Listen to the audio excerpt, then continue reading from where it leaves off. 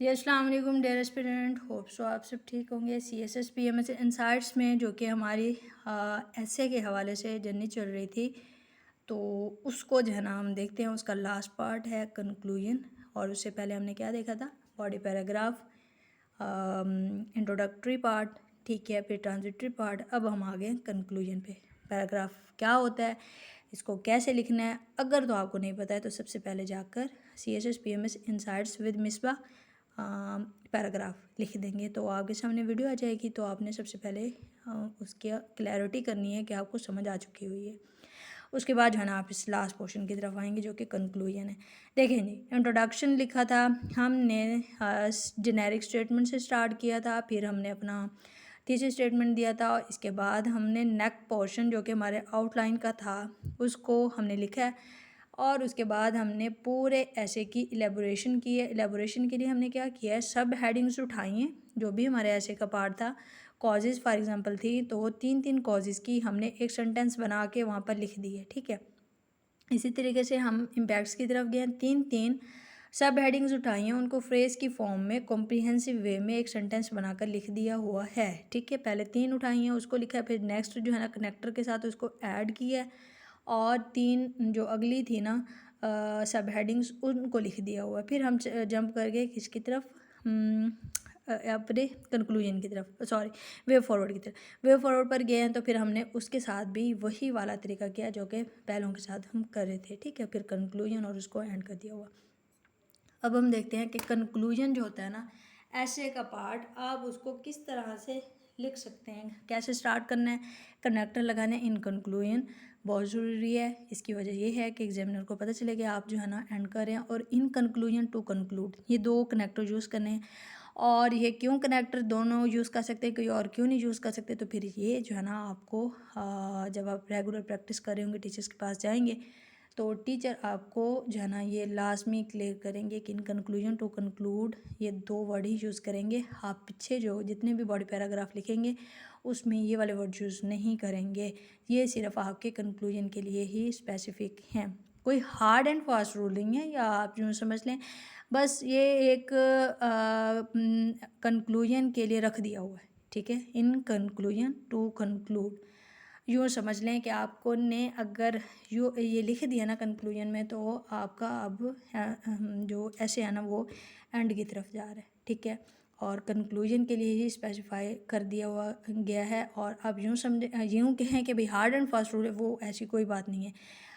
एक तरीका है जो कि जिस तरीके को या जिस फॉर्मेट को हम फॉलो कर रहे होते हैं, ठीक है। तो इस वजह से जो है ना हम इसको ये वाली स्पेस दे देंगे तो ज़्यादा अच्छा रह जाएगा। इसके साथ हम जस्टिफाई कर देंगे, ठीक है। इन कंक्लूजन को यूँ समझ लें कि यहाँ पर ये जस्टिफाई हो रहा है। In conclusion comma person is witnessing the next the new episode of terrorism due to multiple factors. अब आप देख रहे होंगे कि वही थीसिस स्टेटमेंट जो कि हमने पीछे लिखी है उसी को हम रीफ्रेश करके लिख रहे हैं। तो कंक्लूजन में थीसिस स्टेटमेंट लिखते हैं, यूँ समझ लें पूरे आपके ऐसे में 3 जगहों पर आपकी थीसिस स्टेटमेंट आती है। पहला पार्ट जो कि आपके आउटलाइन है, वहाँ पर ऑप्शनल है लिखें या ना लिखें। सेकंड पार्ट है आपका इंट्रोडक्टरी पार्ट, जहाँ पर आपने लास्ट में लिखनी है, और थर्ड पार्ट है आपका कंक्लूजन, जहाँ पर आपने लास्ट में लिखनी है, ठीक है। अब आपकी मर्ज़ी है, इंट्रोडक्शन में स्टार्ट में लिखें, बीच में लिखें, एंड में लिखें, लेकिन वो उसके साथ जस्टिफाई आप कर रहे हो, प्रॉपर प्लेस हो, मतलब जिस फॉर्मेट के साथ जिस ऑर्गेनाइजेशन के साथ आप लिख रहे हो ना वो ऑड ना लग रही हो। इसी तरीके से हमने कंक्लूजन में भी इसको लिखना है, और मोस्ट प्रोबेबली आप इसको स्टार्ट में रखते हो, ठीक है। अब आपने इसको स्टार्ट में रख दिया ना, तो रिफ्रेश करके लिख रहे हो, बात वही है लेकिन उसको रिफ्रेजिंग कर रहे हो। कैसे Pakistan is witnessing the new episode of terrorism due to multiple factors, वहीं पर ये बात की थी। The country depicts the bleak picture at security and societal level as well, ठीक है। मतलब ये सिक्योरिटी और सोसाइटल लेवल पे एक ब्लिक पिक्चर शो करी है, वहाँ पर भी तकरीबन हमने यही बातें की थी। विच डिमांड हॉलिस्टिक एफर्ट्स, वहाँ पर मैंने कुछ और इस तरह के एडजेक्टिव यूज़ किए थे, efforts from our relevant stakeholders. Phrase thesis statement इसको रिफ्रेश किया।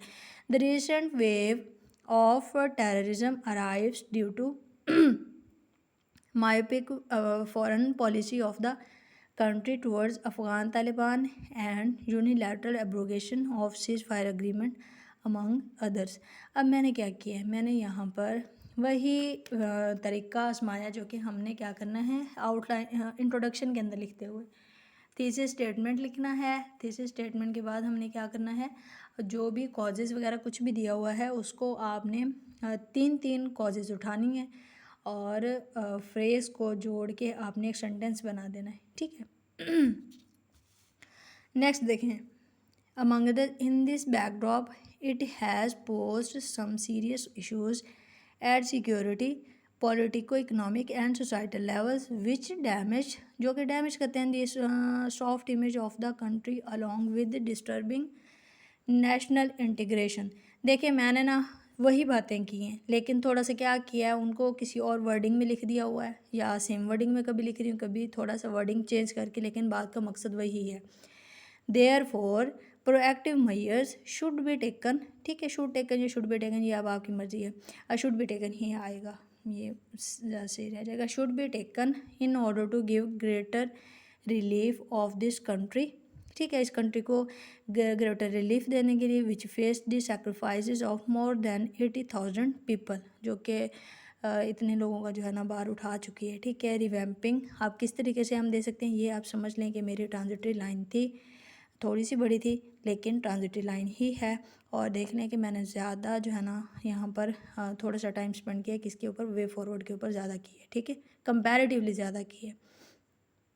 Revamping national action plan revamping national action plan coupled with spending over human development can address this issue widely, ठीक है। अब चूंकि मैंने आपको सिर्फ समझाना था कि कंक्लूजन में आपने इस तरह से लेकर चलना है, तो जिसकी वजह से ये थोड़ा सा शॉर्टन हो गया है, ठीक है। आप इसके अंदर और भी चीज़ें जो कि ऐड करना चाहें कर सकते हैं, ठीक है।